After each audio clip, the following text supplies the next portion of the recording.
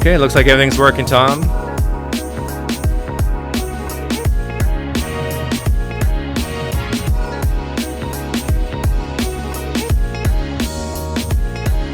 Chen, I think that's 2 times in a row you got 1,000 Pine points for being first. Tom, Chen, he's like in high school, I think, and I'm like his girlfriend, maybe. He's just waiting for that call. Sorry, Chen. Mike Hines, yes, I'm going to be turning Tom Jump. He has a channel, great guy, but I'll be turning this atheist into a theist. Before your very eyes. I don't know. He's really tired. He told me he's tired. So I got a chance.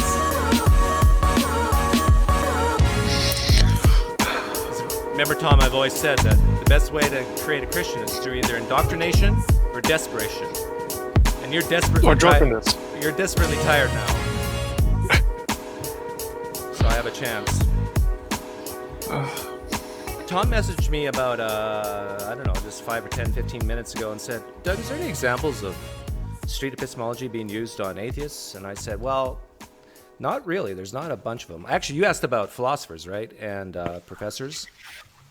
Right. I was wondering if there's ever been a case of street epistemologists like you or Anthony Magnabosco talking to professors, like either of atheists or theists, to see how that kind of a conversation would go differently than average everyday people. Yeah, I've over the years I've asked 3 or 4 or 5, I don't know how many PhD philosophers to come on my channel, and they've all denied me.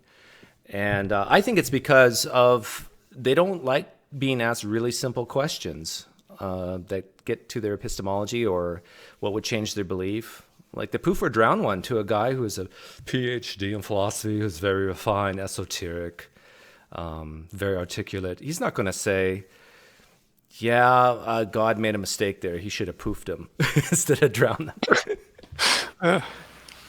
But so this is with street epistemology. For those of you who don't know, it's basically a Socratic method, a way of questioning to critically examine one's beliefs, one's claims, what would change their mind, so forth. So let's get the ball rolling. What do you want to claim today? It's up to you.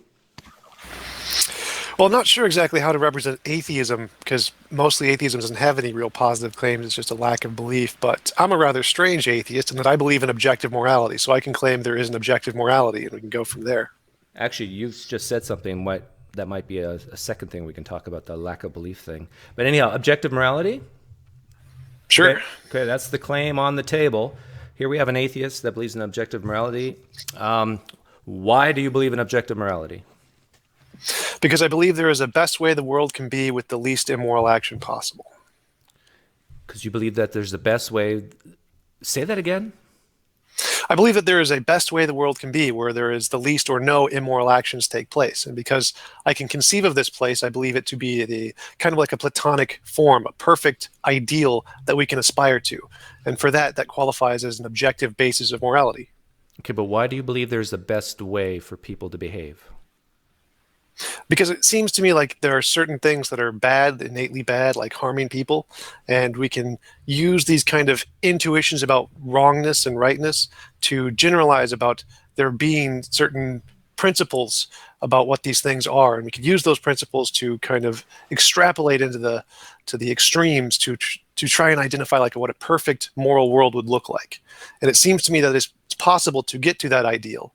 And that would indeed qualify as objective by my definition. Okay, so if there was a way, if there wasn't these intuitions that there's some things that are innately bad, would you stop believing in objective morality? Potentially, yes. Okay. How would you identify, what would you have to see for you to be convinced that we don't have these innate intuitions that there's some things that are would you say always wrong or mostly wrong?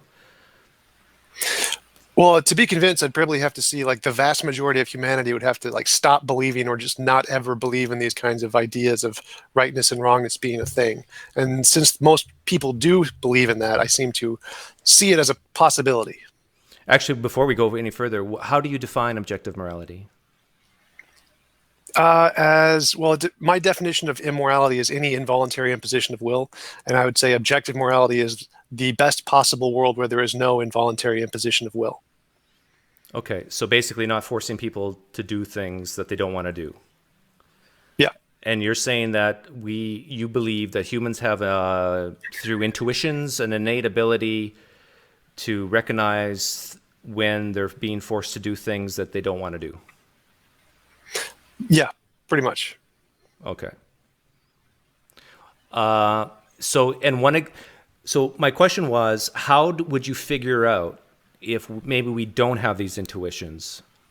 For example, what if someone who likes to be forced to do things they don't want to do? I know that sounds like a strange question, but I can imagine it, and this is a hypothetical question. In other words, what if someone likes to be a slave? Well, then they would have the voluntary option to choose to do so. But in order for someone to like to be a slave, they would need another party involved, right? Another conscious mind. Right, but if they choose to voluntarily subjugate themselves to another, then it becomes voluntary, and so it wouldn't be immoral at that point. Okay. So you can voluntarily choose to restrict your own will. Then it wouldn't be an involuntary imposition of a will. It would be a voluntary imposition of will. Okay, so say again what you think would change your mind on this. What would you have to see in order for there not to be this innate intuition that there are some things that are objectively wrong? All or the vast majority of humanity would have to not feel this intuition. They would not have to, or they would have to not say they have this intuition. People would have to agree that there is essentially no morality, and just people would all have to be like robots and not feel anything. So the fact that it is present in the vast majority of humanity, and the vast majority of humanity seem to attest to some kind of moral rightness and wrongness in some degree, is the grounds for my belief that we have this intuition. Since morality is so vast and so, you have to see some specific claim about morality, or is it just basically forcing people not to do what they don't want to do? What do you mean? I mean, if you're defining objective morality as not forcing people to do something they don't want to do, let's make it very practical. Would you say killing another human being is objectively wrong? Yes. But you would have conditions on it, correct or no? Nope. No. I would say it's always objectively wrong in every case, no matter what, without exception. Even in the cases of self-defense, war? Yep. Even in the cases of self-defense, I would say that. Are you a Mennonite? Not yet, but maybe in about an hour. Ask me then. Okay, I'm not going to convert him to Christianity per se, but I'm going to convert him to being a Mennonite soon. Okay, so would you consider yourself a pacifist? Well, just to clarify that a bit, I would say no matter what, it's always immoral to kill somebody. No matter what. But it's justified. It can be a justified immoral action. It's still immoral. It doesn't make it moral. It's still immoral. But it can be justified to prevent a greater immorality, like if you kill one to save 10 or something. So then it's still immoral. It doesn't stop it from being immoral. But it's, given the context of the situation, it's the most pragmatic outcome. Okay, so I would take the absolute Janist, not pacifistic viewpoint that the moral high ground is to not ever kill anyone or not ever harm anyone under any circumstances, or like Jesus, the moral idealist, to turn the other cheek or something. So absolute pacifist, never hurt or harm or restrict anyone, is the moral standard. Although you would say that sometimes it's okay, it's not bad to be immoral. I'd still say it's immoral to be immoral. It's always immoral, but it's justified. Right, but you would say if someone is justified in killing another human being through self-defense, then it's not immoral. It's just, I know it is. Still immoral. It's still immoral, but it's okay. Yeah, it's okay in some sense. Justified. Okay, this is getting very complicated very fast. And so, what would change your mind about objective morality existing is if all or most of humanity would not have this intuition that some things are just immoral or wrong or bad. Right. So essentially the only basis I have to claim there is an objective morality is moral intuition and moral progress. That's it. It's pretty terrible evidence, but I like it anyway. So moral intuition and moral progress, if those things disappeared and we could show there was no such thing as those, then that would be basis to reject my view of objective morality. I'm just trying to figure out how we could test this. So if someone did a worldwide, every human being that can communicate in some way, we did a survey, and if 99% of human beings said, no, I'm okay with being a slave or doing immoral things, would you, and not having these intuitions, you would change your mind? Oh, well, they'd have to say something along the lines of, there is no such thing as moral rightness or moral wrongness. There is no right or wrong at all in any sense, not relativistically or objectively. They just have to completely reject the ideas of any idea that there is a right and wrong thing in the world. If most of humanity rejected that, then I would say, yes, this moral intuition probably does not exist in humans innately. It's just something in my head at that point. Okay, here's a hypothetical for you. There's a nuclear holocaust. Only 10 people survive it on the whole planet. You and 9 others. And all the 9 say there's no such thing as objective morality. Are you saying now you're going to join the other 9 and reject objective morality? No, because I would go with my past data of all the human experience and the tests we've done in the past, the surveys we've done in the past that show most humanity do and have agreed to this thing. And that amounts to a much larger, significant portion of humanity than the currently existing 9. Okay, so you would reject it basically because the sample size is too low. Right. Okay. Okay. But it would have to be the sample size, no matter what size, or assuming it's a big enough size, you would need to see 100%, 99%, 95%. When would you change how low would that percentage have to be before you would change your mind about objective morality? I'd say like close to 51%, just anything like that.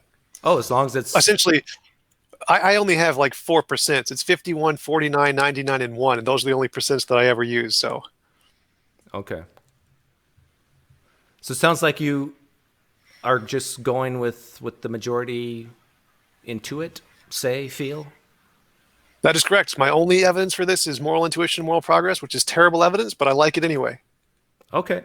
At this point, I would say we're done. We've figured out the claim. We figured out what would change your mind. And you admit it's terrible evidence, but you're going to go with it. I would say I'm done. Can you think of another claim? Oh, yeah, you were going to say yes. So let's talk about atheism for a second. Because you kind of made a claim about atheism being a lack of belief. Right. The common conception seems to be that atheism is a lack of a belief in a God. Okay. Imagine your net worth, 100% of your net worth. So remember, the claim here is that the general consensus is that atheism is a lack of belief in God. Let's talk about, what's that religion that's very popular? Oh, yeah, Christianity.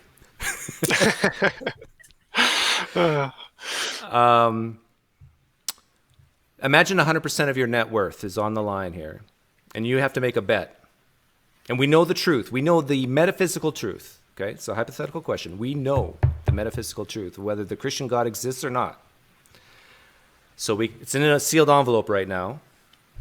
And I ask you you're forced to make a bet on your net worth. What percentage of your net worth are you going to bet that the Christian God does not exist? 99. 99%. So is 99% that type of bet, do you think that's a lack of belief, or that you believe, a positive belief, that this God does not exist? Right. I have closer to a positive belief the Christian God doesn't exist because there are contradictory aspects to its properties. But if you just ask me for a God in general, just like a deistic God or something, then I'd go with more of like a 51. Okay, I appreciate that answer. I agree and like that answer. But what is your reason to bet 99% of your net worth that the Christian God doesn't exist? Because now you've moved from lack of belief to a positive belief claim that it doesn't exist. So you need to have you have a burden of proof here. You got to do your work. And this is not SC, by the way, right now, by the way. Actually, yeah. Let me change here. I'm going to go back to SE mode. Why do you believe the Christian God does not exist? Because if there was an all-good, all-powerful God, it would have created the best of all possible worlds, and we clearly don't live in the best of all possible worlds. If it was shown to you that we do live in the best of all possible worlds, would you change your mind and believe that this God does exist? Well, that would be hard because this world is clearly not. So it would be hard to show it was. It would be like, that's like asking, if a square was shown to be a circle, would you believe it was a circle?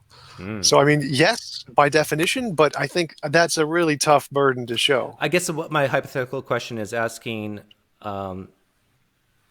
if it were shown to you that it's maybe even logically impossible for any other world to exist other than the one we're in, and it is the best possible world, would you change your mind and believe in Christianity? Well, not necessarily, because even if it was like the best of all possible worlds, the Christian God may not be the only one who could produce it. Okay, but we're talking about the Christian God right now, and you, the reason you gave me to be so confident that this God does not exist is because you think we're not even close to the best possible world.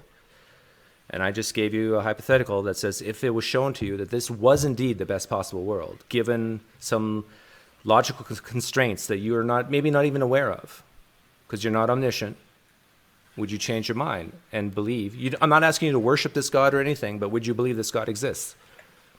Well, that would get me closer to belief in a God, because it's like the statement, all roses are flowers, but not all flowers are roses. If this was the best of all possible world, that narrows it down, the spectrum of possible gods that could explain it, but it doesn't narrow it down so much that it would indicate Christianity only. Okay, but it would get you closer, you said.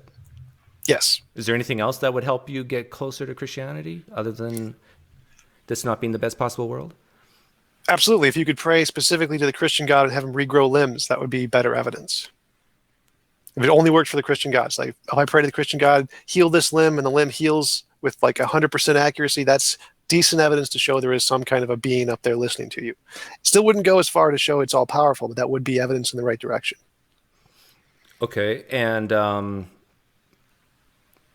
so two things that would change your mind would be evidence that this may be indeed the best possible world and some type of amazing miracle. Well, I'd just say novel testable predictions and miracles would be in the category of novel testable predictions. Okay. So that's two claims so far. Objective morality, I've figured out what would change your mind. And So is that just the summary of street epistemology? You start with the claim, and then you see what would change your mind, and what else? And if you can test it. And so basically, you hear the claim, you ask why they believe the claim, which you said for both cases. Then you ask what would change. Is this claim testable, or are these reasons testable? It seems like in the objective morality one, it is maybe testable, but probably not. Yeah. So you're almost verging on an unfalsifiable claim there. I wouldn't go so far to say it is unfalsifiable, but you were getting pretty close. And then with Christianity, the best possible world might be an unfalsifiable claim, like to say that this is not the best possible world. Like I think you almost would have to be a deity of some sort to get there on that one. But I like the miracle one. It wouldn't get you to 100%, but it might get you closer. And that's the answer I typically give. So, see, this is the difference for people listening. This is the difference between straight epistemology with a Christian versus an atheist. You see how fast that worked? It just like, oh man. But maybe I wonder if it would be similar to like if you talked with a theist professor or a theist philosopher, would they be able to provide equally abrupt answers to your questions? I don't know. My guess is no. Especially philosophers, they like to talk, right? They like to gab. What are especially if they put a cigar in their mouth? What are what other claims can we explore with you? We talked about atheism, how you define it. We talked about Christianity. Okay, yeah. What would convince you? You made a claim earlier that. Well, let me back up. Do you believe there could be? How much would you bet that there's absolutely no deities at all? Not just the Christian God, but no deities at all. Of your net worth, what would you bet? 51. 51. 51. Okay. Why aren't you at 99 like the Christian God? Because I don't think there's any means within human knowledge to justify beliefs about what the fundamental nature of reality is. Maybe there's a pantheism, just an eternal, all-powerful nature of some kind, but there could also be a god, or polytheism with many gods, or transtheism with something above a god, or panpsychism. And I don't think anything within human knowledge gives us a grounds to justify anything about what that is. So any claim is essentially just 50-50. And I go with the 51 just because I'm a little biased and don't really like the idea of a god. Okay, I'm curious to know why that. But now I'm going to ask the opposite question: why aren't you at 1% that confident that there's no gods at all? Well, because I'm just putting it at a 50-50, because anything's possible, and maybe there's a God, that's possible, maybe there's not a God, that's possible. And since we have no epistemic means to judge which one is right, I just put them at a 50-50 and just say, shrug, go, eh. Okay, why don't you want to believe that there's a God? I'm biased against the anthropocentric fallacy to assume that there's something out there that's like us. It seems implausible, and I don't think there's any reason to believe that consciousness can exist without matter. And I don't believe if there was a God that in any way resembled our consciousness, it would create a world like this. Lots of little reasons like that, but those don't constitute any evidence about what the fundamental nature of reality is. So, okay, I'm going to treat you just like I treat Christians on here often. Were you born and raised in a Christian home? I mean, yes. Sorry. I meant to ask an atheist home, but you already answered it. Tell me, were you ever a Christian? Yes. At what age did you leave Christianity? Sometime in high school from 16 to 20. I don't know exactly when. 16 to 20. Okay, so let's say it was at 17. What happened when you were 17 that made you leave Christianity? I had an unpleasant past and none of my prayers were answered. An unpleasant past, your prayers weren't answered. So would you admit then that you left for emotional reasons? Absolutely. The arguments, I didn't learn about those until I was in my mid-20s and studying philosophy. Okay. Oh, thank you for admitting that. So let's say you left Christianity at around age 17, and I got to turn down my volume. I'm getting a little bit of feedback. If you admit you left for emotional reasons, do you think that maybe that caused you to be biased once you started looking at the evidence, biased against Christianity? Well, absolutely. The biases affect us all, but I think that my ability to look at the evidence can come to more objective conclusions and is not affected by my bias because I can filter it out by looking at the philosophical arguments and seeing the philosophical arguments either work or don't work independent of my bias. My bias has no impact on the arguments themselves. So give me some examples of things you did to help minimize your bias against Christianity. Well, I was just looking at the arguments impartially. Like, for example, the problem of evil. It's not a... Well, everybody says that, Tom. Everybody says they look Yeah. at the arguments impartially, but it's still, biases still filter through. So what method did you use to lower your bias? Well, looking at the arguments, I'd say, does my bias in any way change the conclusion of this argument? And as far as I can tell, my bias on its own cannot in any way affect the conclusion of the argument. Okay, so you looked at Just to give you like an example, if I said 1 + 1 = 2, no matter what my bias is, my bias can't stop that from being true. So I look at the philosophical arguments against the existence of God in the same way. The conclusion follows from the premises, and no matter how biased my bias against Christianity could be, it doesn't change the arguments in any way. Were there people in your life that that you would admit influenced you more against Christianity and more towards atheism? No, I actually never met an atheist, or at least knowingly met an atheist, until after I started doing the philosophy stuff and YouTube and things. Did you marry an atheist around in your late teens, early 20s? No, I had not met an atheist until after I had started researching the arguments in my mid-20s. Okay. Did you have, so you, no, none of your family were free thinkers or atheists or agnostics of any sort? They were all Christian? As far as I know, not a single one. I am from the Bible Belt in Texas. All of my family are like mostly religious, very strongly religious. Okay. Why do you think you were a Christian in the first place then, if you claim to have been unbiased about Christianity when you started looking at the philosophical arguments and so forth, and it became clear to you that it's not true, you weren't convinced of it, but yet you came from Christianity, so what's the difference? I was born and raised into it before my logical faculties were fully developed. So it was just kind of like trained into me, kind of like a muscle memory kind of thing. Okay. So basically, yeah, you weren't educated enough at that point. Interesting. Same thing as belief in Santa. I believe Santa exists because I was told Santa exists, and I got presents. So hey, it worked out. Okay. I'm trying to think of other things I ask Christians, and I want to be fair and ask the same types of questions to you. I can't ask any of the hypotheticals I typically ask Christians because it doesn't apply to you. Like what? What would be an example? Well, for example, Christians might claim that they have had a personal experience of God, and that helps them believe. That doesn't apply to you. Although, let me ask you this. When you were a Christian, did you have personal experiences of a God at all? No, that's actually what caused me to leave my faith. So it's the lack of personal experience. Okay.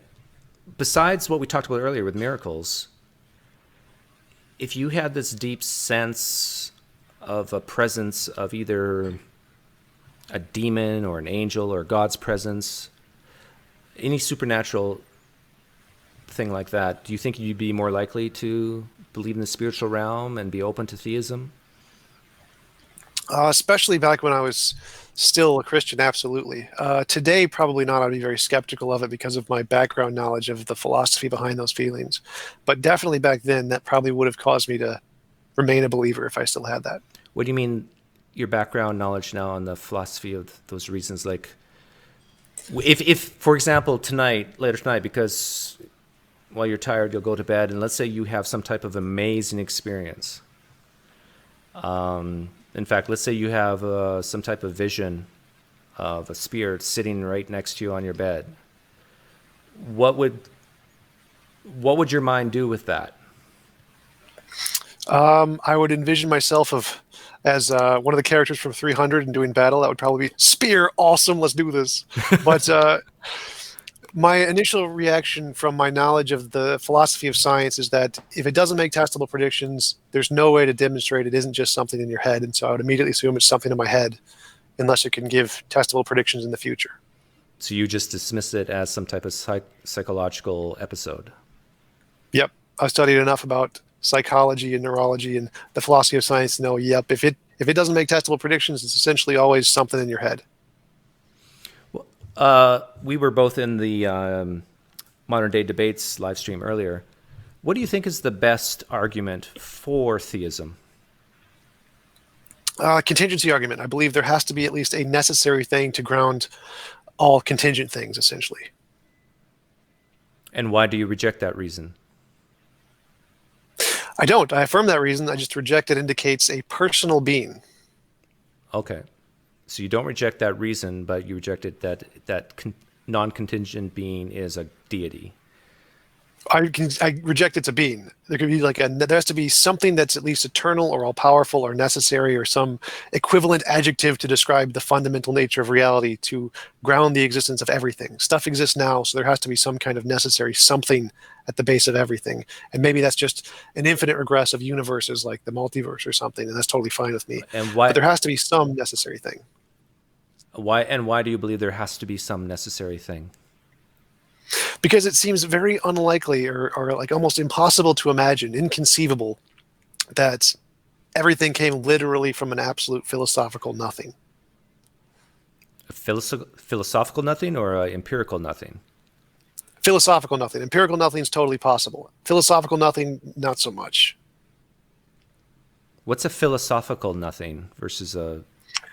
What's the difference? Well, empirical nothing would be a lack of all physically, empirically verifiable things, which means all particles, principles, laws known in the field of physics. But if there's just one we don't know about, that would still exist in an empirical nothing. So an empirical nothing is just getting rid of all of the stuff that we can verifiably show or demonstrate exists. A philosophical nothing is an absolute lack of absolutely everything, absolutely, with no exceptions. Okay. I don't even know how to imagine what that would be like. So to imagine that all existing things, what in the way that theists describe it, all contingent things came into existence from that kind of philosophical nothing, when I can't even imagine what a philosophical nothing would even be, is inconceivable for me. So I grant the contingency argument there has to be some kind of necessary backstory to the universe or to everything.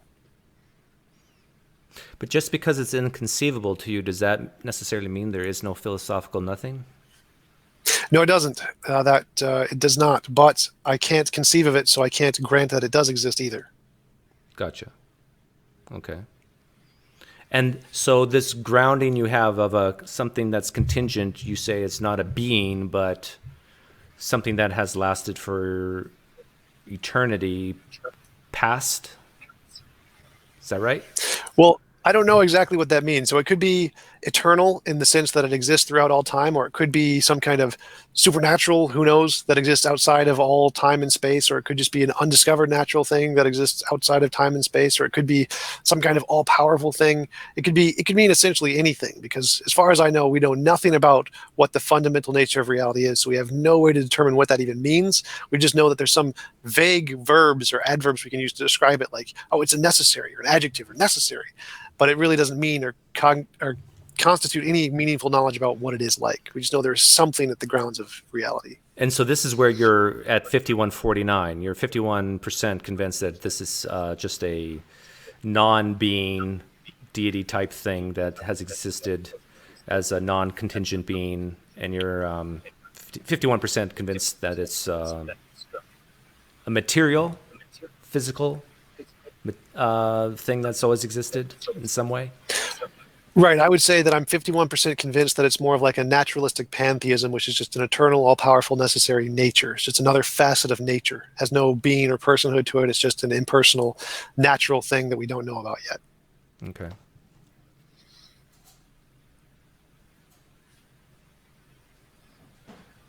But isn't it more reasonable that is it more reasonable to you that because of our own personal experiences, that it's way more likely than 51% that there's always existed something physical that we just haven't discovered yet, rather than something supernatural? I guess my question is, why are you so low at 51%? Like, why aren't you like 90% convinced? Well, I'd say I'm 100% convinced on there has to be a necessary thing, but I don't know anything about what that necessary thing is. I'm only 51% convinced it's just a natural pantheism as opposed to a god like deism or polytheism. But I'm definitely like 100% convinced there has to be some necessary thing that exists to ground everything. Right. I got that. And I guess you're so low at 51% because... I would say it's because there's no way for us in human knowledge to know anything about what this necessary thing is. So any claims about what it is or what it isn't are completely unsupported. So I'm just going to have to put all of them at just essentially 50-50. We don't have no idea what it is. Or it'd be like everything's at 0% because it's all equally as likely as all the alternatives. Well, let me rephrase the question this way. What percentage would you put your belief that a supernatural exists, whatever that means? Same thing, 50-50. I have no idea what the necessary nature of reality is. It could be natural, it could be supernatural. I withhold judgment of any kind about what that necessary thing is at all, as long as it's not logically contradictory, essentially. Okay. So yeah, I would say you truly lack a belief then. That you're definitely not a hard atheist in terms of deism or whatever you want to call it, but you are a hard atheist in terms of Christianity, probably all the religions of the world, correct? Probably. I haven't studied them all enough to know for certain, but as far as I can tell, they all seem very logically contradictory. Though I do find the Norse mythology interesting, I don't think it's plausible. Okay. Good. If anybody has claims in the chat or questions in the chat that you want to ask of Tom, tag me and I'll ask them. See, for me... So what would you do? Yeah, go ahead. So what would you do for street epistemology for something like the world is round? You just do the same thing. Here's the claim. What would it take to change your mind? And the third one was what? Is it testable? Can we test if the world is a sphere or not? Why do you believe the Earth is a sphere or a flat? If you don't believe it, or whatever shape you want to choose, why do you believe that? Can we test that belief or those reasons? What would it take to change your mind? So basically, when you ask a question of removing that reason, and they would still believe it. So let's say someone says, "I believe the Earth is a sphere," and I ask, "Why do you believe there's a sphere?" Because the pictures I get from NASA. If I remove those pictures from NASA, if every single one was shown to be fake, would your belief that the Earth's a sphere still exist? Would you still believe it? Yes. Then that tells me that's not the main reason they believe it. There's something else going on here. And we would dig until we find why they believe it. And odds are... How do you respond when people say that it's respond with a non-testable reason? Oh, then you use outsider test of faith. That's something that they really don't believe. That's also unfalsifiable. And they'll start to intuit. They'll start to feel why that's not good. You know, I don't believe what that guy's saying, and he's telling me his reasons, and his reasons are unfalsifiable. That's not fair. And then they can reflect that back on themselves and say, well, why am I doing this then? So how would you respond to someone who said, well, all the alternatives are logically impossible and only mine is not logically impossible, like the presuppositionalists? Oh, yeah. They're a little bit of a special case. I love presuppositionalists in a way because then I would do something like, well, you've seen me do this, and you, I think, do this yourself, is you just take their position on something else and presuppose it. And you're now on equal playing fields, right? It's like... Yep. They're just two people yapping at each other. Because I've been thinking about that recently. How would you justify something as a reasonable belief without being a testable prediction to be able to respond to that? It's not testable, but it's still reasonable. How would you support such a belief? And I'm having a hard time trying to create a hypothetical answer to that. That something's reasonable but not testable? Yeah. Can you give me examples of something that's reasonable but not testable? Like other minds, for example? Is that what you're getting at? Well, yeah, there's definitely a possibility of those. Plantinga's properly basic idea, but I've been just trying to find a way to justify, because the way I like to learn is I like to try and think from the perspective of the people who I disagree with, try and look at the arguments from how they look at the arguments and try and find the best support that I can come up with. And so if you could find a way to justify a position that isn't testable, then that would be potentially the strongest argument that a theist or a presuppositionalist could make. And been trying to figure out what a way to do that would be.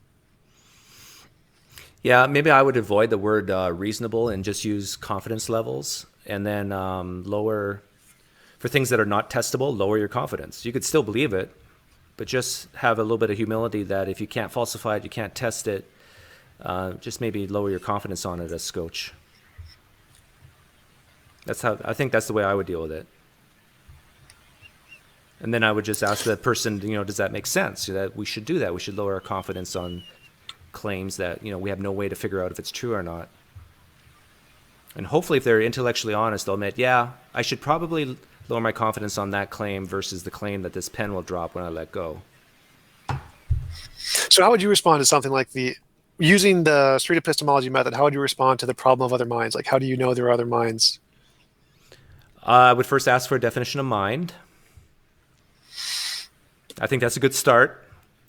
Yeah. And if at all the definition of a mind involves some type of immaterial deity type X factor special sauce stuff, I would say, well, I don't believe that, so maybe we don't have minds. I don't have a mind, you don't have a mind, no one has a mind. I would treat it almost similar to how some Christians or theists define objective morality. They almost define it with God as a necessary component of that definition. And if that's how they're going to define it, then I'll say, well, I don't believe in that objective morality then. So what would you say for like the external world? Like we could be in the matrix. We can't test that we're not in the matrix. How would you justify the belief that we are not currently in the matrix or that we weren't created 5 minutes ago? I wouldn't even try. I'd say, okay. Like, because you can't falsify that. You can't test it. But you would agree those would be things you believe, right? I actually, I wouldn't even use the word belief on that situation because I would just say, I presuppose that I'm not. I would become a precept at that point. Interesting. Because whether we are in the matrix or not, I can't think of a way nothing would change, right? Yeah.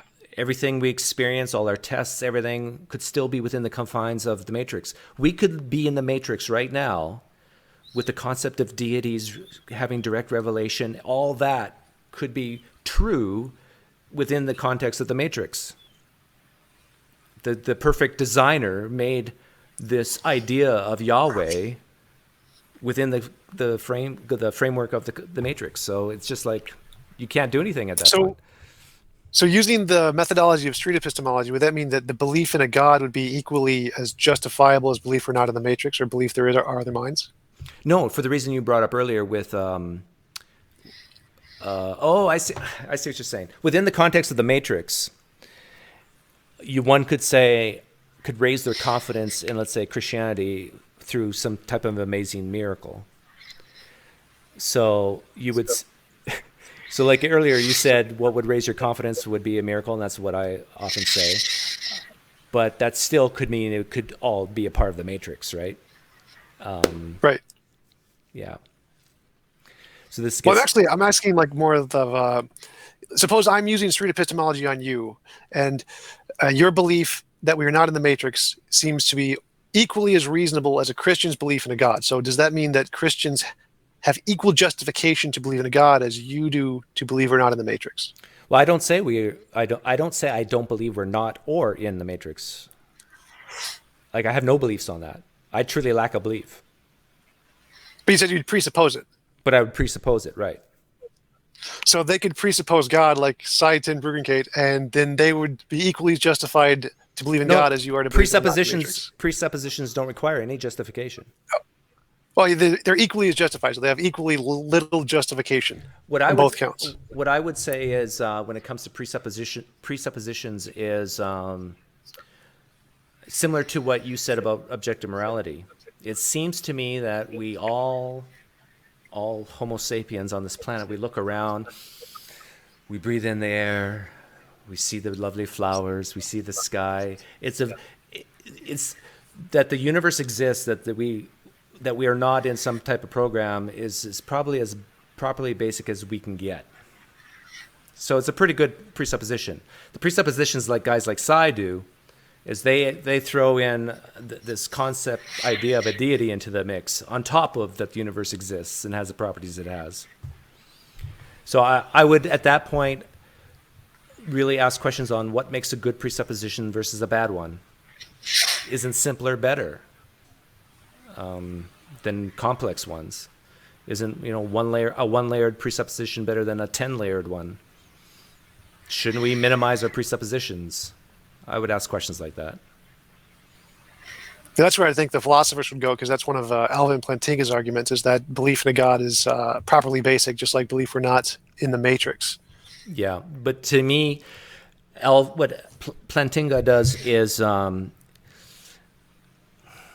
so suspiciously convenient, because if it is properly basic to believe in a deity, and it's not any deity, it's his deity, then why is it that I know there's 2 billion Christians in the world, but no Christian would say that there's 2 billion Christians, because they would all say that they're not true Christians. Why is it that a small percentage of Homo sapiens have this properly basic belief in his God? Like, if our reasoning faculties are at all reliable, you would think that would be much, much higher.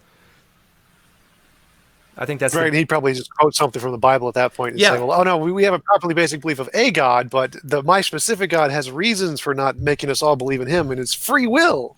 Yeah, whenever I would talk to a philosopher about this sort of thing, I would bring up that point and say they will mention sin at that point. That's one way they get out of that dilemma, because sin has tainted our reasoning abilities.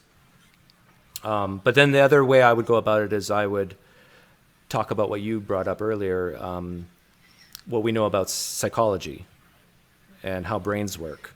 And I would just defeater after defeater after defeater. So when I talk to someone who has a PhD in philosophy, all I'm going to focus on is defeaters, like from start to finish. Just defeater this, defeater that, and then I would SE those defeaters and how they reject those defeaters. That's all I would do. Yeah, that's interesting. I'd really like to see you go up against a theist philosopher. That would be entertaining for me. Are you entertained? Yeah. No, they don't want to come on because they don't want to hear the proof or drown question. That's my guess. What is the proof or drown question? What does that mean? Oh, the proof or drown coming on T-shirts soon. No, I don't know. So most evangelical Christians believe that there was some type of flood in the book of Genesis that talks about it, and God exercised his justice by flooding the evildoers, except for Noah's family. So the proof or drown question is this. Okay, pretend you're a Christian. Okay, Tom, you're up with Yahweh. You're up in heaven. And this is 3,000 years ago or so, 4,000 years ago.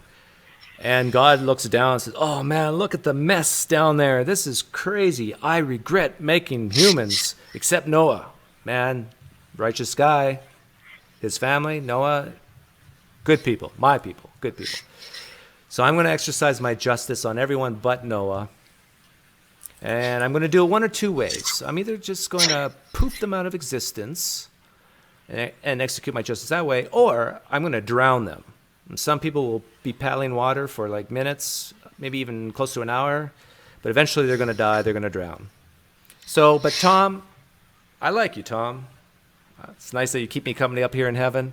I'm going to ask your opinion. What do you think I should do, Tom? Should I poof them or should I drown them? And Tom, the Christian, says, you must drown them because it's part of your nature. You have to do it. It's best for the world for some good reason that we don't know yet. In my opinion, this is one of the best questions you could ever ask a Christian because it pits them against their God. Because of what you were talking about earlier with objective morality, those intuitions, I would say that pretty close to, well over north of 90% of all mankind would say drowning is not a good way to die. Especially imagine toddlers, 3-year-olds, 4-year-olds, 5-year-olds, unborn babies, pregnant women. God's executing his justice by drowning those people. And everything, I believe, everything in the Christian's being revolts against that on a very animal level. And they know what their God, they believe this, right? They know their God actually drowned them. But everything in their being says, no, please don't do that, God. That's not fair.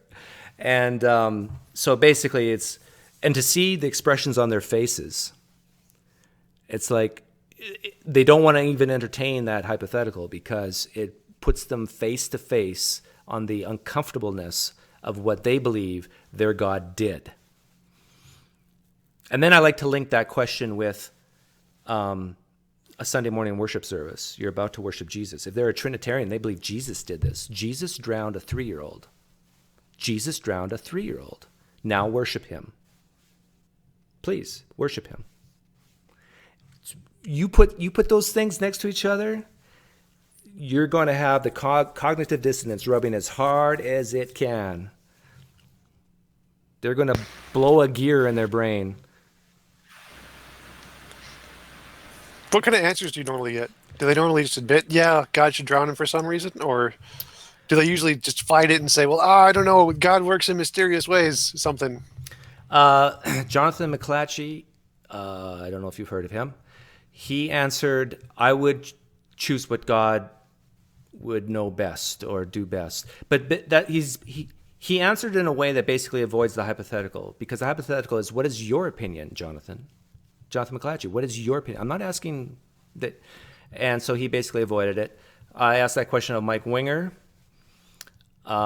He basically said the same thing as Jonathan McClatchy, that he would, God would never ask my opinion on executing his justice, and so that's a stupid question. But then what was funny is, and this is where Mike Winger really shot himself in the foot. Mike, I hope you're watching this. I want you to watch what you did. He went, okay, Doug, a rapist. He raped 10 young girls. Poof or drown, Doug. Poof or drown. And I think I said poof. But then I said something cheeky, maybe like, because that way he'll get to hell faster or something like that. I forget what I said. But then I'm surprised I actually did this. But I said, okay, Mike, let's talk about that rapist that you brought up. He's now with 3 of his rape victims. And God's going to execute his justice on that rapist. But when he does, whatever he does to that rapist, he's going to do to those 3 women, those 3 victims. Poof or drown, Mike, poof or drown. And he immediately said, poof. Oh, and that's the worst thing he could have said, right? Because, okay, why do you say poof when it's the rapist and his 3 rape victims, but you say drown in Genesis when it comes to the flood? By the way, this is in the video called, I don't remember. I think it's the last video. I don't know. It's in one of the videos I made with him. Maybe someone knows which one, but yeah, it's very entertaining to watch. Very entertaining. I'm hoping to. But yeah, I think. I Go ahead. I was just going to say, I'm hoping to get a full segment, 40-minute to an hour segment with Greg Kokel this Tuesday on his show, because the call screener, I don't know if you saw that, she called in. I did. I did. Oh, she was in the chat, wasn't she? Yeah, she was in the chat only, but I've been messaging her back and forth today and yesterday, and I asked her, can you get me a full hour with Greg Kokel? And I'm going to ask him these questions. And I don't even care if he knows what they are ahead of time. He's still going to struggle. And his 10,000 listeners, or how many they are going to hear him struggle through these. And I think that's good. Yeah, I'd like to. I've called in a couple times a long time ago, back before I really had my good arguments down. But yeah, he talks a lot. It's really hard to get a point in because he really goes on and on and on. Yeah, that's why there's another apologist coming on my show in early February who's, I think, pretty well known. What's his name? Ben Fisher. We haven't got the exact day and time yet. But yeah, he studied all the philosophy from the sounds of it and is very educated in the history and so forth. But the trick with these guys is I like to pretend I'm just a good old farmer from Manitoba, Canada, and just ask very simple questions. And so with a guy like him who wants to just talk about how great the evidence for Christianity is, the historical evidence, just my favorite questions to ask in that situation is say, a man just ran off the Grand Canyon and flew with no unaided. And I read this in one page of a book. Do you think this should go in the history section of the library or the fictional section of the library? That's all you knew. Yeah, I saw you do that. Yeah. I saw you do that one with like a Godzilla example. Yeah. And again, Christians will struggle with this because even though the technical term is prior probabilities and so forth, their intuition says this is fiction, right? This is fiction. And then I start layering in one at a time the evidence for the resurrection. But it has to be one at a time. Oh, it's said in this newspaper clipping, although it doesn't have which newspaper it was or anything, but it looks like a news paper clipping that 500 people saw this guy run off the Grand Canyon and fly. Do you believe it now? Would you move this towards history or fiction? And they almost always say, well, I would need more information, which tells me, no, they wouldn't move even a 1 inch closer to the history section of the library. So that represents the 500 witnesses in Corinthians, right? And you just keep layering it in. Oh, it says here that such and such, 2 different people who actually knew this guy really, really well, who could fly, wrote diaries about this person and his flying feats and all these flying miracles. And do you believe it now? We don't. The person never identified themselves in the diary. It never said exactly how he knew this or when it happened or where he wrote this. But it says it. Would you believe it now? And it's amazing. Like, you take the exact evidence out of the Bible and you plop it in any other claim, it wouldn't move them towards believing it. But for some reason, they value that book. Before they even have read it, they have respect for it. And I think this is the real issue. That would be another interesting conversation, to have me be a mock Christian and then to answer all your questions from the perspective of my imaginary Christian myself. Yeah. And I have done that a few times. I did that with Inspiring Philosophy, Michael. And again, Christians, if you're listening, watch that interview.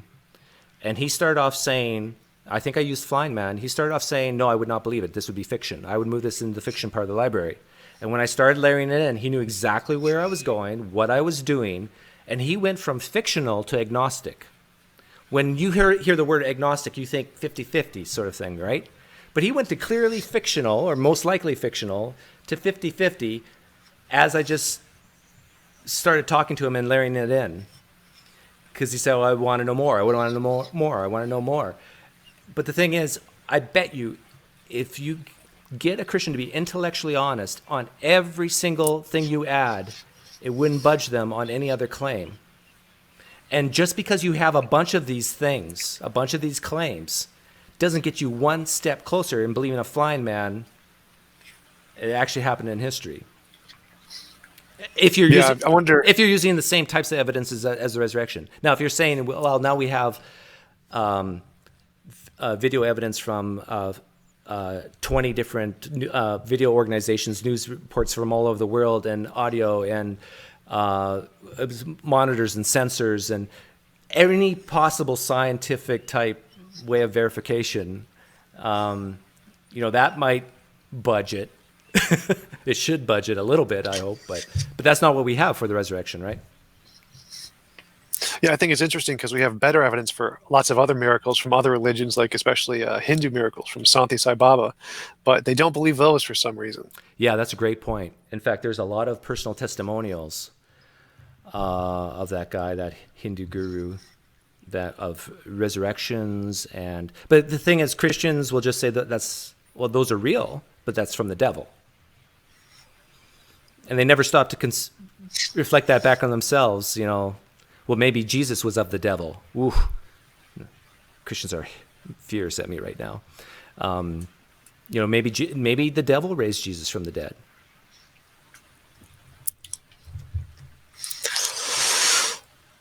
But yeah, thinking back on our conversation, I think that's a really good point that people can bring up against you about straight epistemology, where they can say that if you have to presuppose that we're not in the matrix, not in a brain of vat, well, then I can presuppose a God, and that kind of puts us on even footing. I thought that was an interesting way to counter the straight epistemologist approach with a properly basic kind of argument.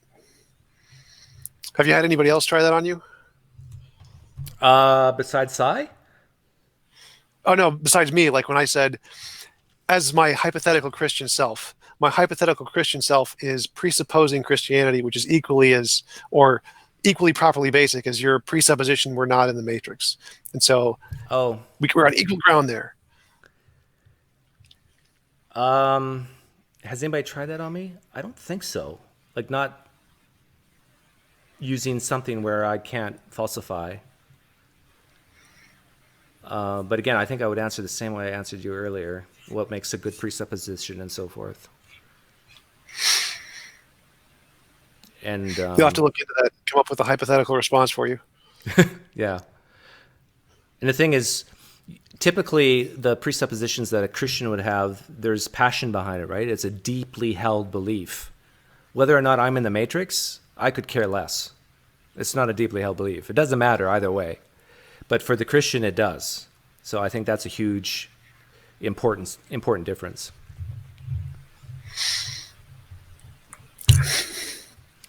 Someone in the chat's saying, this is the second recent video where Doug keeps mixing up atheism and agnosticism. XXSage1XX. I actually have changed my opinion on that whole thing of definitions of atheism and agnosticisms. I changed my mind about 4 or 5 years ago. 4 years ago. And so basically, I try to avoid those words. I do call myself an atheist, but I try to avoid those words and just tell people in sentences my position. I say, I don't live my life like it's true. I could be wrong. What else do I say? Yeah, those are basically it. And I use confidence levels, betting analogies. Like, if someone says they're willing to bet 99% of their net worth that this God doesn't exist, to me, they're a hard atheist. Now, if they say 50-50, then I'd say they're a soft atheist, and then I would say the term agnostic atheist would apply.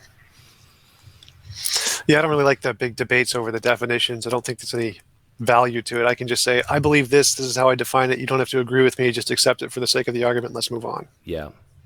But I do see some value in using that term atheist just for the pragmatic reason of getting these bad conceptions done away with. Like, hey, look at Tom. He's a pretty nice guy. I like Tom. What? He's an atheist? You know, I love that. I love that.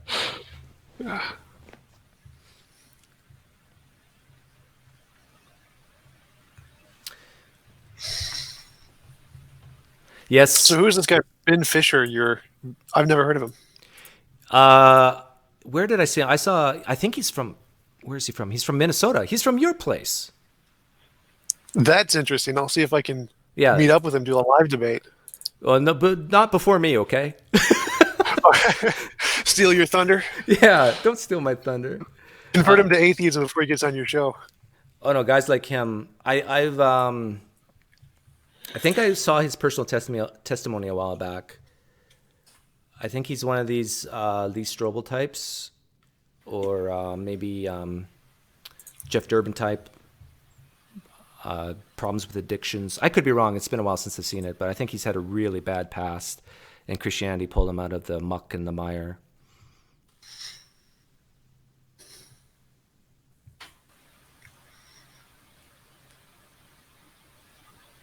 See a wild heart? Do you have like a link to his videos, or does he do YouTube stuff? Yeah, let me see if I can find it. Let me see here.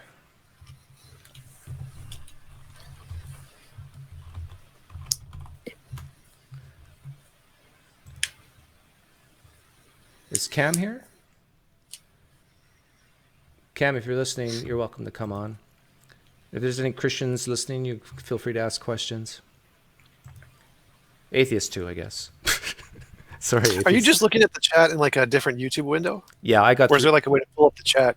I use 3 screens, so I can pull up the chat here, but even then, you will find it difficult to read it because it'll be so small. Yeah, because I've been trying to figure out how to do that on mine because I don't watch the chat in my videos. If you have not noticed. Yeah, well, that's probably a good thing. Keeps you focused. Well, actually, if I pull up 2 screens, it makes my video scratchy, makes it harder to load. It doesn't look as clean. Okay, so let me put. Actually, how am I going to do this? I have to do this on my 3rd screen.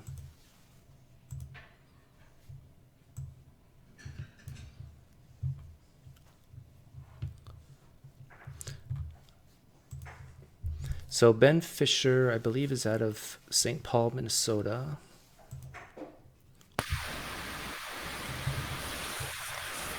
Oh, I'm getting some bad feedback from you.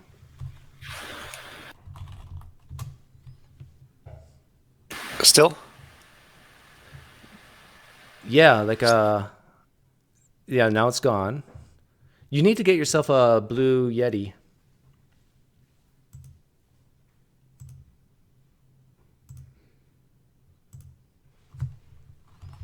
You don't have a real microphone yet?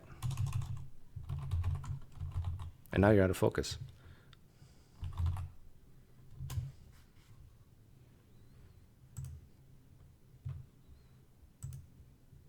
Okay, so here is Ben Fisher. This is like a 2-minute, 3-minute video. Oh, you won't be able to hear this though.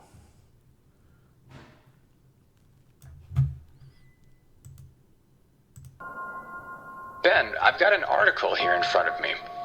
So skepticism or faith, which is reasonable? It's taken from Time magazine, published on the 8th If you can, Tom, listen to this through the YouTube channel, my YouTube channel. of April in 1966.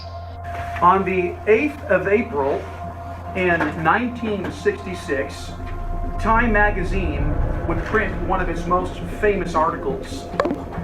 Featured in bright red lettering over a plain black backdrop, the headline imposingly read, "Is God Dead?" Ben, that's quite a statement. Friends and brethren, skeptics and Christians, Can I you hear me think it now? is safe to Yeah. say that we are living in a day and age that is fraught with skepticism and disbelief. Skepticism by design is a poorly conceived system. Now, I say this not just simply as a Christian, but because leading thinkers of centuries ago recognized Can you send me the link to this his was true. videos? Sure. For how Or just many post of in the our chat. could the Gospels be, after all, a source of reliable historical reminiscence about the person of Jesus? The harvest truly is plentiful, but the laborers are few.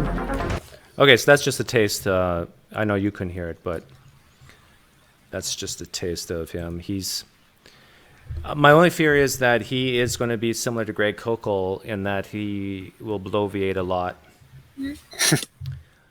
And so I got to try to get him off script somehow, which I'm pretty good at doing. You know what would be interesting? Let's see if I can get you to believe in objective morality. Do you accept my objective morality, Doug? Oh, my view is much. It's actually, I was going to say much different than yours, but maybe it isn't. Because I say that I have a box. You know how you have your box? Can you focus yourself in? You're looking a little fuzzy. Let's see. That's better. There we go. Yeah, much better.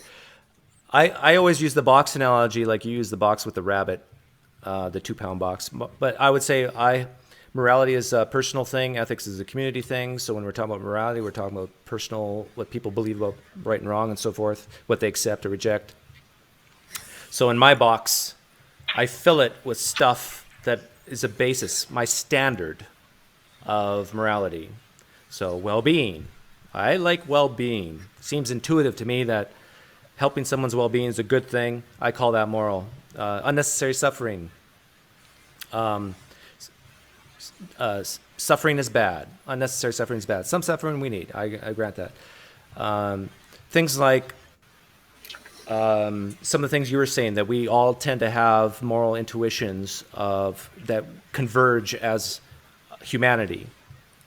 And I think some of these things we can get very close, very, very close to saying is objectively wrong in terms of all humanity. But it's still in my personal box, Doug's box. Now, I do this ahead of time. I use level 2 processing, not gut instinct, level 2. So I put these things in the box, and then I see an action. And I'm looking at it. Then I ask myself, is this moral or immoral?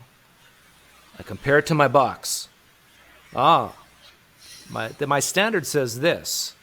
I'm seeing that. I don't have all the information yet, but from what I'm seeing, it goes against what's in my box. Therefore, I can say objectively, it is wrong based on how I've defined objective morality.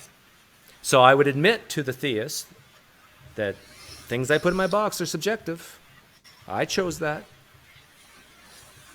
But once I do that ahead of time and make moral judgments based on what I see and observe and information gathered, I can objectively say it's immoral or moral. So what do you get for you to change your mind on that? You want to change my mind on that? Yeah, what would it take to do this? The first level of street epistemology. What would it take to change your mind? Well, many things. If the God of the Bible is true and revealed it to me in a way I can be certain and shows me all these miracles and says he's the source of objective morality, similar answer to what you gave earlier, I think. So let's suppose God said that and he told you that murder is not wrong. Would you then believe him and accept that murder was morally right? I would have to answer the same way as these Christians do. I would say, yes, because by definition it's wrong, but everything in me would scream that by definition it's not wrong, but everything inside me would scream it is. And I would have to suppress those feelings because I don't know the things God knows. So could there be like an undiscovered law of nature that could be objectively moral? If we discovered this, would you have to accept it as objective morality? Yeah, if I could somehow access it. So the ontology is one thing. I'm talking about epistemology of it, though. All right, so for if me, we could give you like a... Hang on, for me, Go ahead. this is important. For me, the epistemology is more important than the ontology. Because the ontology is worthless if there's no way of knowing it, of coming close to knowing it. So what do you think about like Platonic epistemology, of saying that there are these Platonic solids, these perfect forms like triangles and squares? If we could give like a perfect form or an abstract of the best way the world could be, would that be sufficient to grant there's an objective morality? I don't think so. Do you grant there's such a thing as a perfect triangle? No, I don't think so. Can you elaborate that on a little bit? Like what would... Well, what do you mean by perfect? Without any kind of deviations, has exactly, I think it's, 45-degree angles on all three sides, perfectly straight lines with no deviations, no bumps, no squiggles, perfectly straight in every possible way. If you define it that way, then I would say, yeah, probably. So by giving like some kind of criteria, like say a triangle, it has all of these sides. It is possible to put that on a gradient of a perfect triangle to a less perfect triangle. Can we do the same thing with morality? Can we say that there is a less perfect world and a more perfect world? Yeah. So if we have this gradient, we could keep going from a less perfect world to a more perfect world to a more perfect world. Does that mean that there could be a stopping point at the end where there's the most perfect world? I don't know if I could go that far. Because can you expand why? Because it's almost to me like what we talk about privately about metaphysical truths that you might be able to come close, but because we're non-perfect human beings, I don't think we can ever get there. But we can get to the idea of a perfect triangle, can't we? Yeah, but that's just an idea. Morality to me is more practical, more pragmatic. It's not based on it would have to somehow affect the real world in order to be truly perfect. All right. So let me give you my definition of what that objective world would look like. And then from my perspective, because I believe in objective morality, I think that we can work backwards if we have this objective standard to infer what we should do today. So by my definition, it does have an impact on the world, and it can make testable predictions in regards to moral progress. So my idea of the best of all possible worlds is a world where every being essentially gets their own universe they can do anything they want with. And no one can force any other person to do anything they do not consent to doing. So everybody gets their own universe. They can do whatever they want with their own universe. And it's physically impossible for any person to force another to do anything they do not consent to doing. To me, that is the definition of the best way the world could possibly be. I think for some people, maybe even, I don't know. I'll just say some. For some people, they don't even know what is best for them. That's true, but they could then discover it and try different things in this world to their leisure, to what they would believe, and then learn and then improve along the way, couldn't they? Yes, but that's a process that I don't think ever ends. I'm totally fine with that. I would not see that as a problem with my view of morality. The process is a good thing. Well, it almost sounds like your view of morality does have a stopping point, that you reach perfection. And if it is a process that never ends, you never reach perfection. Well, the perfection is just the freedom to decide for yourself, the freedom from being able to be forced to do something you don't consent to. That is the ideal perfection. And then where you go from that, that isn't moral or immoral. That's just you doing you. I like that phrase, you doing you.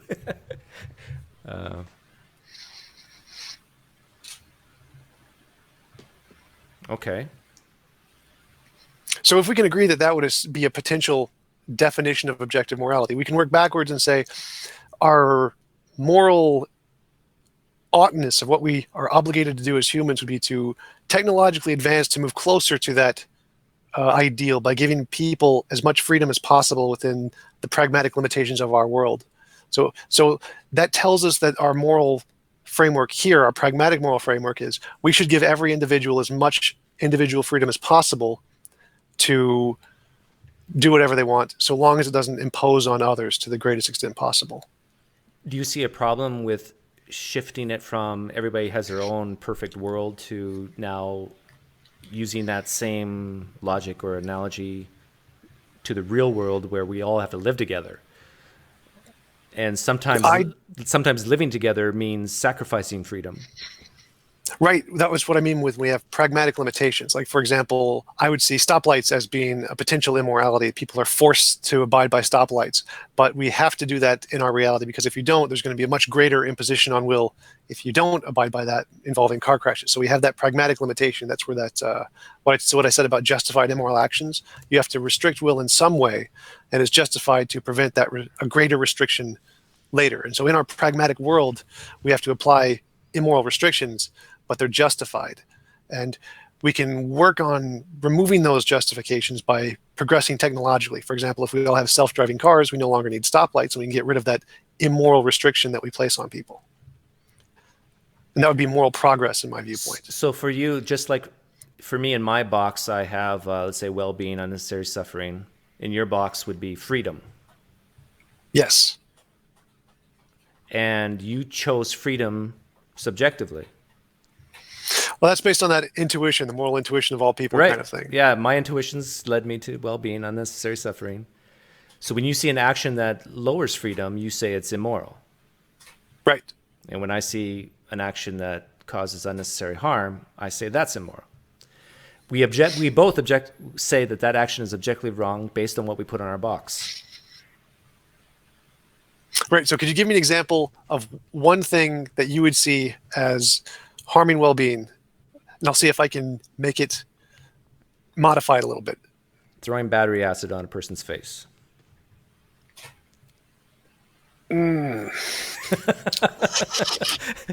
That's a good one, right? I'm trying to think of an example that would help remove or would hurt well-being, but would be potentially a good thing. You're looking for an example that will lower well-being but still be good? Yeah, like with the self-defense case. If you killed someone in self-defense, that would lower their well-being. Let me qualify my battery acid. Throwing battery acid on a person for chuckles and giggles. That's the only reason. I can't think of, like, that's a pretty... Oh, I got it. What if we're in the Matrix and they wanted that and they're not going to be hurt at all and they enjoyed it and they asked you to do it? Oh, if they're not hurt at all? That's a big... But they're still throwing battery acid on their face. Okay, let me refine mine. Throwing battery acid on someone's face, resulting in excruciating pain just for the mere pleasure of their chuckles and giggles. Right. So it seems like that your definition isn't removing the well-being; it's the imposition against their will. That's kind of, it seems to be the key point underlying your position. No, because the battery acid thing. Because they might at first say, "Oh, this will be fun." Yeah, throw battery acid on their face, because they don't know the effects of sulfuric acid. But after they feel the excruciating pain, get this off me! I need some And they'll probably throw water on it and they'll make it worse since you got to find them some sodium hydroxide. I got to try to work on this, but so my argument is that if you can give me an example of something that can remove well-being, but someone chooses or wants it voluntarily, knowing the consequences, then would it still be immoral? In other words, if someone truly wants to be tortured, is it still immoral? Is that what you're asking me? Yeah, if someone asks you, I want to be tortured, I genuinely want to experience this, I want my well-being to be damaged in this way, is it still immoral to damage their well-being? I would say yes, based on what we would expect most people to want at that point. And I would assume, because of what we know from psychology, mental states, that this person's delusional. Well, assume they're not delusional. Assume they're perfectly rational and they want to just experience this. Kind of like Christopher Hitchens going through waterboarding. He chose to want to experience this just because he wanted to empathize with other people. Okay. So somebody wants their well-being damaged so they can understand the experience and they want you to do it to them. Is it still immoral? I would say no in that case. But remember, in my situation, I said the reason, in Hitchens' reasons, were to experience it, to learn, to hopefully show this to other people, have a greater good. And the example I gave is just for someone's mere entertainment. Right, I'm talking about from the perspective of the potential victim here. So if someone wants to experience having battery acid thrown on their face, it's going to damage their well-being, but they want to do it to learn or to have some deeper understanding of the reality or something, and they are fully cognizant and not mentally deficient, is it still immoral to damage their well-being in that way? Yeah, based on my definition, yeah. Interesting. I would definitely disagree. I would say that people should have the right to define for themselves what they want to experience. And if that's knowingly what they would agree to, I would say it would be moral to actually help them experience that if that's truly what they want. Because the way I think of it is if you were to apply that same standard on a mass scale, so one person in the world is throwing battery acid on 7 billion people, and let's say assume in this hypothetical they all wanted it, you're going to hurt the well-being of the planet. Right? Yeah. So that would be where you'd have to extrapolate it to, well, what if everyone had their own universe and it wouldn't hurt the well-being of the planet? Would it still be immoral to do it? No, you're talking about your worldview now? Yeah, I wouldn't. Yeah. Your worldview is fine, in my opinion. I mean, like that idea of everybody having their own universe, their own world, and I have no problems with that. But I think if you're thinking pragmatically and real-world examples, I don't think you need to appeal to, I'm sure you agree with me, you don't need to appeal to a deity to say some things are wrong objectively based on a standard. The example I give is, I'm assuming you've never changed your name in your life. Right, except in video games. In video games. But I would be objectively wrong to call you Myron based on a definition of your name and birth certificates, birth records, that your parents legally called you Tom. So in the same way, just how we define ahead of time certain things of right and wrong actions, we can objectively say certain actions are objectively right and wrong based on how we've defined morality. And Christians do the exact same thing.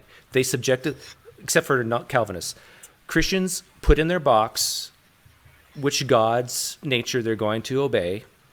And for Christians, it's Jesus. And they put Jesus in their box, and they choose Jesus. They believe in free will. They chose subjectively to choose Jesus as their standard of good and evil. And when they see actions that go against that standard of Jesus' nature, they say it's objectively wrong. So they're no different than me. They just chose a different standard. I've been exploring this idea of trying to define what an objective morality would be that would be compelling to people, because I think that the religious people have a good argument that religion has had a positive impact on the world, and the fact that saying we have an objective morality gets people to be compelled to act better in some way, even if it's not true. And so I think a really positive aspect of religion is being able to provide that sense of justification, even if it's unwarranted, of an objective basis or an objective truth. And if we can replace that in the atheist worldview and provide something similar, I think that would be a huge step to mass conversions to atheism. Well, that's what Sam Harris is trying to do, right? Well, he's arguing for more of an empirical model of morality, something we can measure empirically in the brain, but yeah.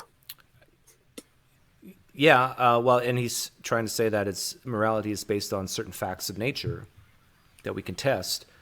And I think he's right. Like if you and I were to go out on the streets of St. Paul, Minnesota, and see someone take a knife and stab another person, you and I would look at each other and say, this is morally wrong. But then let's say we gather new information, new facts, that this wasn't a person, but it's just a highly advanced AI. We might still say it's morally wrong, but not as much. We would say this is property damage. This is not murder or attempted murder, right? So, Yeah. so If it doesn't have a consciousness, then it wouldn't be as immoral to kill it. Yeah. So morality is based on facts and information and what we learn about things. That's why murder is not clear cut, because someone might have a justified reason for killing another human being. But you would still say it's wrong no matter what. Yep, absolutely. Always a wrong, no matter what. If you kill someone, it's objectively immoral, but it can be justified in certain cases. What about suicide? No, suicide would never be wrong under any circumstances. You have the right to decide for yourself. Whoa. So it's objectively wrong to always kill consciousness, a sentient being, except if it's yourself.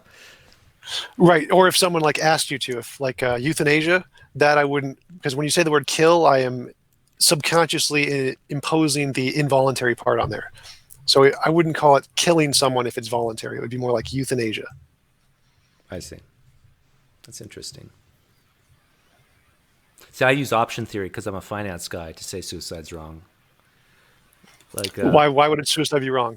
Because in option theory, it's life is like a call option, which has an expiration date for us. We'd all die. With a call option in finance, you basically buy an instrument that says you have the right but not obligation to buy something in the future, and that option always has value until it expires.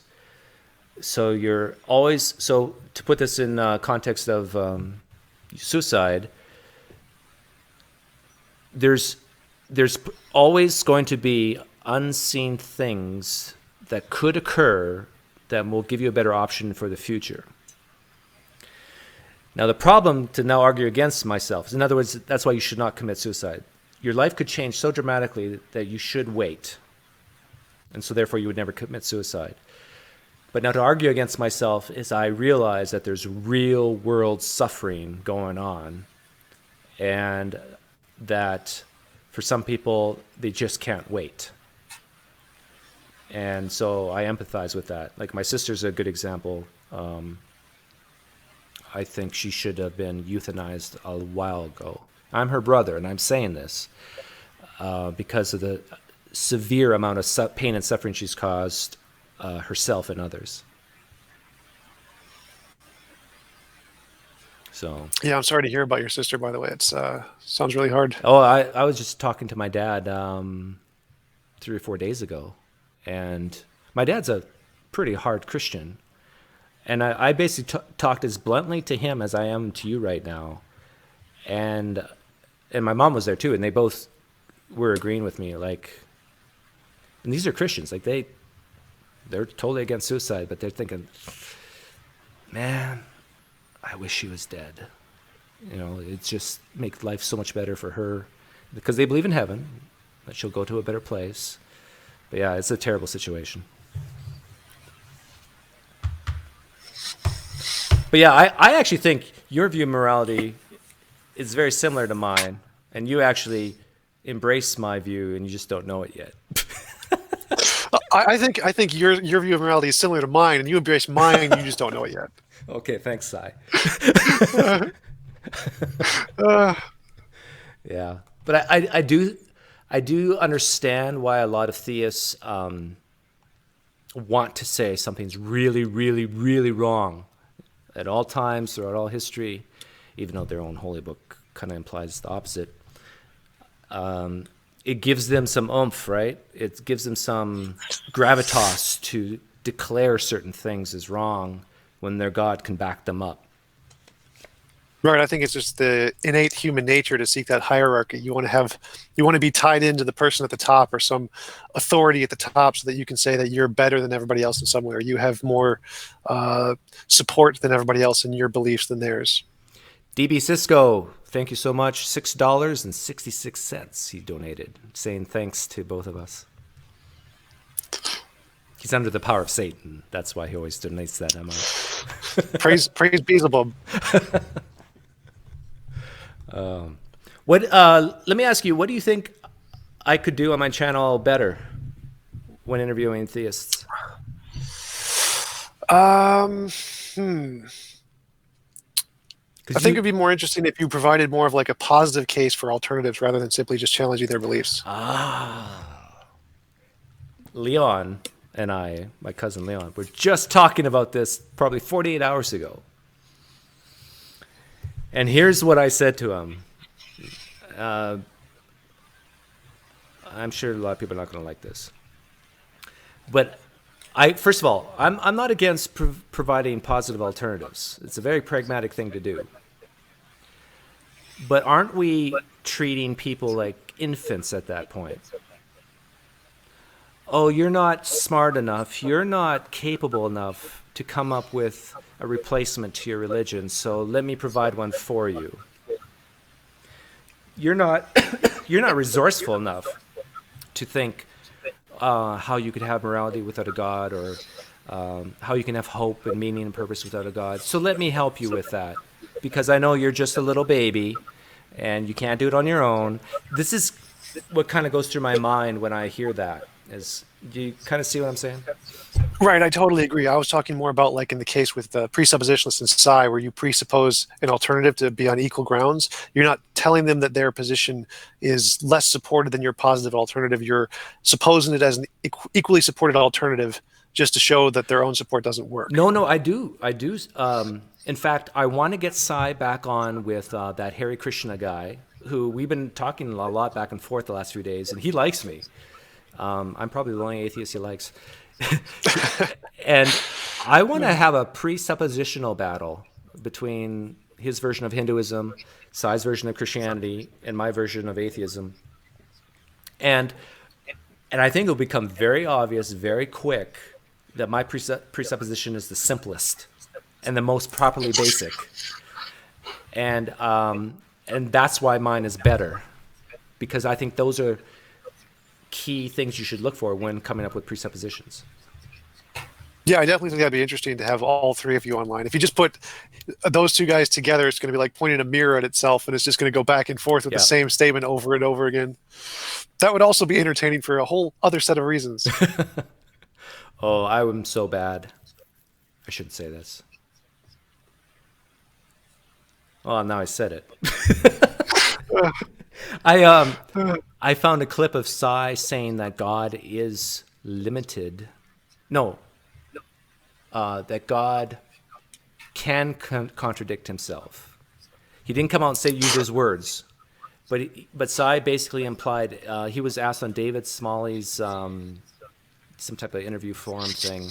He was there with Eric Hovind, I think, and he was asked about free will versus predestination. And Psi basically affirmed both. And then David Smalley said, but this is a contradiction. And Psi basically said something like, well, why are you limiting God? God can do contradictions. And this is exactly what that Hare Krishna guy said. And so I sent that clip to the Hare Krishna guy, Max, and I said, look, you should make a side-by-side video of this. And I think he's going to do that. Yeah, that's really interesting. I hope he does, because I'll like to watch that. Yeah. But yeah, I do think there are a lot of positives to leaving religion or leaving Christianity for certain, because that's the one I know most about. And that is, you can breathe. You can actually start to enjoy life. Because a lot of Christians won't admit this. Some of them do, but a lot of them don't. That they struggle. They wrestle. They have a tough life. Now, for them, it's a trade-off. They have meaning, hope, purpose, afterlife, but then they got all this other junk that they have to deal with. Like, oh, I thought that bad thought. I'm so bad. I'm an evil guy. Oh, I'm so struggling. Those who love me keep my commandments, and I broke a commandment again. Lord, please forgive me. They're constantly going through this day after day after day. I know this because I used to be one of them. And then they struggle with the Old Testament atrocities. You know, a lot of them do. Some of them just say, oh, no, let God kill anyone he wants. That's fine. They all have their own struggles. And when I left Christianity, I could just breathe and start to enjoy life and see people as people rather than those who walk in light and those who walk in darkness. And, yeah. Well, here's a question for you. Do you think religious belief overall was a net positive or net negative for the world? Net positive, but it's changing fast. The reason why I say it's a net positive is because I believe evolution's true, and I believe that we evolved with this concept of evolution to help our survival. When you're out alone with another human being in the bushes, back like when we were cavemen, and if you truly think there's a God watching and that you're going to have some badness befall you if you murder this person, you're more likely to do the right thing and not do that. And but I think we should have evolved out of that by now. Probably started when the Greeks came around, and I think people should be able to see that you don't need a deity to do the right thing. You don't need this guy watching you. Hopefully they can see that. And that's what you mean by it's changing fast, is that we're moving away from the need of those kinds of beliefs? Yeah. Yeah.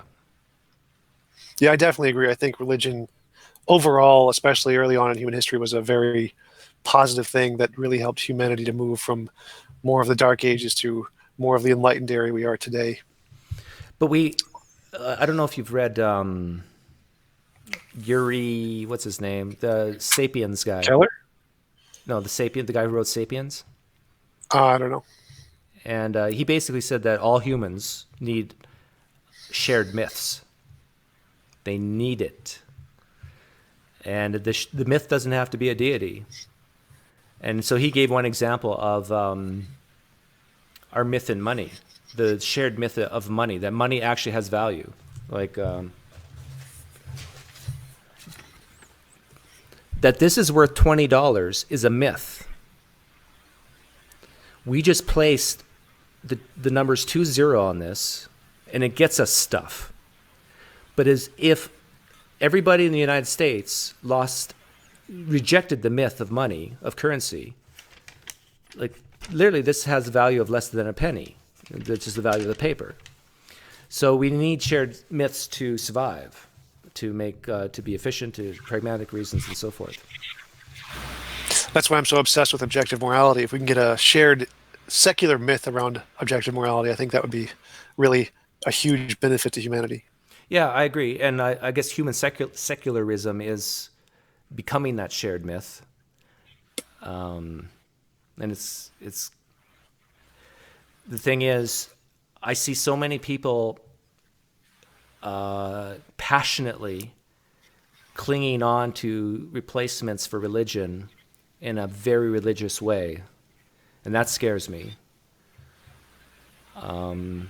Even here in the U.S., what is it? I don't know.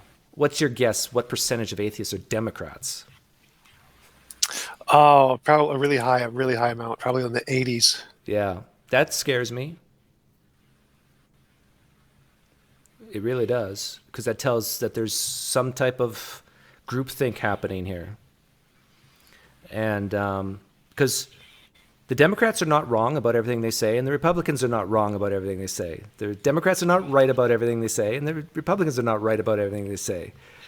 And so whenever your in-group is all thinking the same way, voting the same way, that's the time where I think you should step back and take another look at your tribe. Yeah, I totally agree. I don't think I'm a centrist, so I believe that Republicans are right about some things, Democrats are right about some things, and libertarians are right about some things, but they're all wrong about most things. I actually this is the biggest side here, but my theory is that society progresses better when they can handle abuse better. And I give the analogy of running. Like, there's some people who are born natural runners. Just their cardiovascular system is efficient, and they can run marathons, they can run fast, and they can run long and hard. And there's some people who will never be great runners, but they can always be better runners. And the same goes with political ideas and how likely you are to be offended by people of opposite political views and so forth. But you can actually train yourself to be better. And so my advice is, if you're a person who easily gets offended when they hear something that they disagree with, practice being offended over and over and over again. Just role play. Have someone who you love and trust say the most horrible things to you until you become numb and you can handle it. And just watch YouTube videos of Donald Trump all day. And well, and that's why a lot of people don't understand Donald Trump, is because they don't realize that he is numb to criticism. Like, you're not going to change Donald Trump's mind by calling him a racist. That's going to have zero impact. And now, I don't know what changes Donald Trump's mind, to be honest, but it's not going to be that. But maybe do Buddhists think this, but when you become overly passionate about things, you tend to shift from level 2 reasoning to level 1 in your prefrontal cortex, and that's when you start making bad decisions. And you're talking about Daniel Kahneman, the Thinking Fast and Slow. Yeah, but I totally understand the arguments against what I'm saying right now. Like, what arguments against what you're saying right now? I totally agree, because I'm actually a very fervent supporter of John Stuart Mill, who says, if you only know your own side of the issue, you know little of that. And he said something like, it is morally imperative to all systems of human thought and morality that if distance to all commonly held truths do not exist, we must invent them and impart unto them the strongest possible arguments a devil's advocate may conjure up. Yeah, that's why I often say on my channel when I'm talking to Christians, you haven't even begun. Like, I ask them, can you predict what I'm going to say right now? And I have no idea. If you have no idea what I'm going to say based on your question, I know the answer to almost every question I ask a Christian. I know it's either going to go this way, maybe this way. I have a very good idea, in other words, what they're going to say. But when they ask me questions, I think they honestly have no clue. They haven't even begun to think or reason through opposite opinion. Not all of them. Of course, some of them are great at it. But what was I going to say? You said there are some arguments against them somehow. Yeah. The argument against what I'm saying here about getting abused verbally and learning how to deal with it is that there's some really horrible situations out in the world.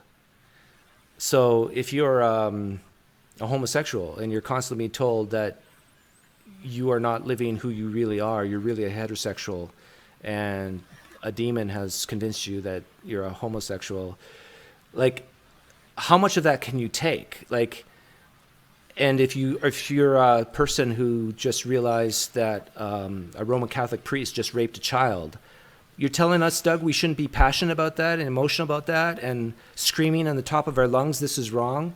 So I get that. That would be the argument against what I'm saying.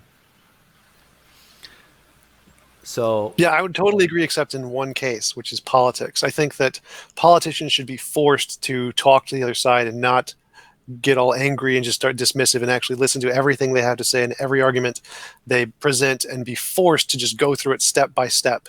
And that's what I think is the biggest problem with politics, is that they don't listen to the other side and they don't talk to each other. Yeah. Yeah, but in my opinion, intelligent people with good critical thinking skills are not in politics.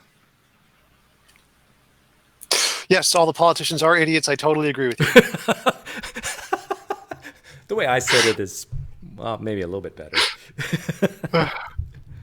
Well, the thing is, why I don't understand why anybody would want to be a politician given our current political climate. Like I guess there is there's money in it if you Money and power, yeah. But you can have money and power without being a politician. That's my point. Like,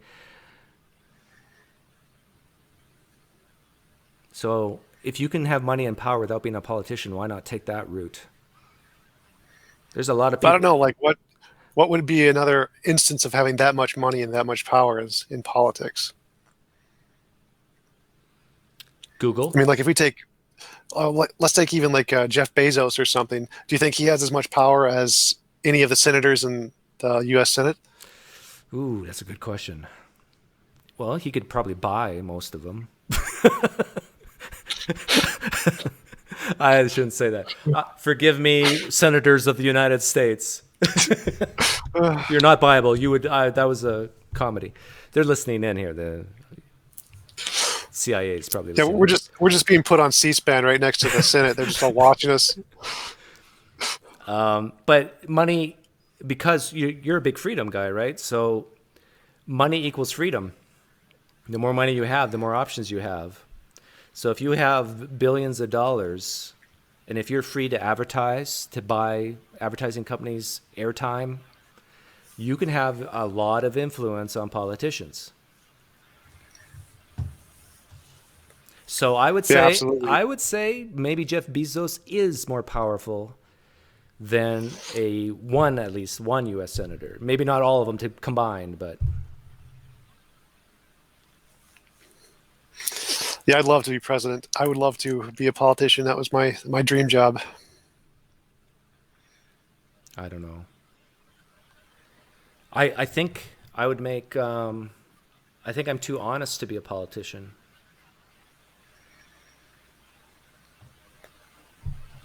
I don't know. I'd say Trump is honest about what he believes. I think what he believes is. I think Trump, at least some of the time, knows what he's saying is BS. At least sometimes. Don't you think? I don't know. I think you're a bit of an optimist. I think he's more like a fundamentalist Christian. He really believes everything he says. No, he has no idea. Well, he's definitely not a fundamentalist Christian. Yeah. I mean, he's like that in his beliefs. He believes himself to be right on everything he says when he says it, even though what he says is completely contradictory to other things he says. But he's a New Yorker, and he knows he believes that what he can say will achieve certain ends. But I don't think he believes what he's saying, at least not all the time, is actually true. I don't know. I wouldn't put it past him. I think he really does. In other words, I think he recognizes hyperbole. My kids call it hyperbolizing. I think he likes to hyperbolize a lot.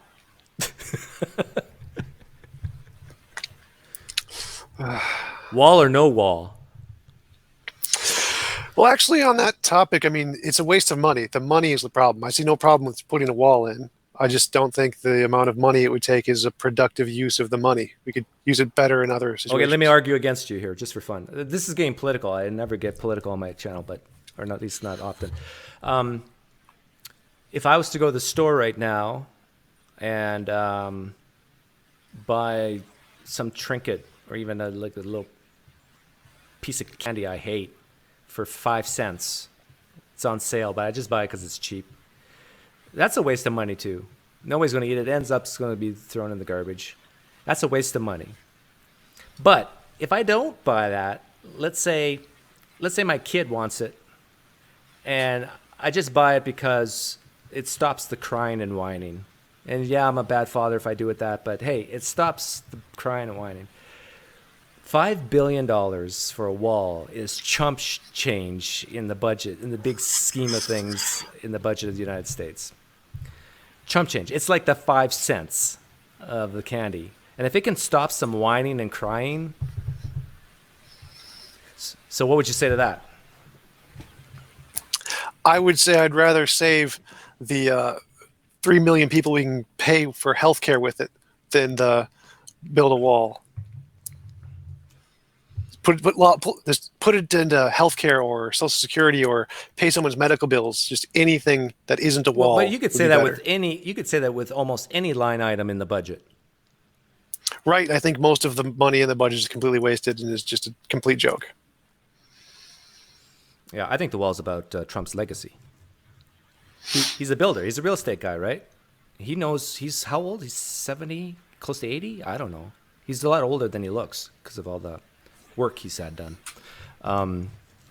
Maybe he hasn't had any work, but I think he just wants the wall for his legacy. So generations from now, just like we have the Hoover Dam, he wants the Trump wall. Definitely possible. Yeah. What is? I think we should ban congressional fundraising. That should be like the only issue that anyone ever talks about. We need to ban congressional fundraising. Nothing else matters. Literally nothing else matters. I already have my legacy. You know what it is? All across America, almost in every state, you'll find a PineCreek. So even, 500 years after I'm gone, people are going to see PineCreek. That's my name.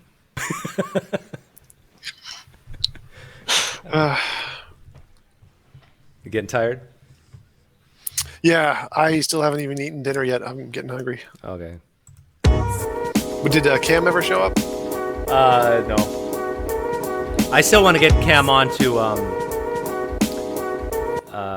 we want to do a step-by-step why the Gospels are mostly stories and not history.